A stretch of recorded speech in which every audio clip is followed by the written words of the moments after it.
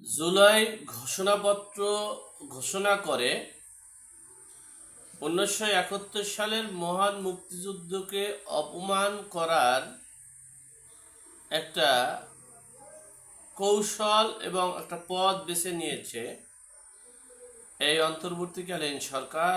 আর সেই পথকে গ্রহণ করে জামাত ইসলাম, সেই রাজাকার আল বদর আল শামস এবং দণ্ডপ্রাপ্ত ফাঁসি যাদের হয়েছে তাদেরকে এই টিএসসিতে ছবি তুলে সংবর্ধনা দিয়ে 71কে মুছে ফেলে পাকিস্তানি পাখানাদার বাহিনীর স্বপ্ন পূরণ করার জন্য এই নতুন কৌশল অবলম্বন করেছে এই রাজাকার আল বদর আল শামসের উত্তরসূরি জামাত ইসলাম। আর 71কে মুছে ফেলার পায়তারা করছে, এমনটাই প্রকাশ করেছেন বৈষম্য বিরোধী ছাত্র আন্দোলনের সাবেক সমন্বয়ক উমামা ফাতেমা।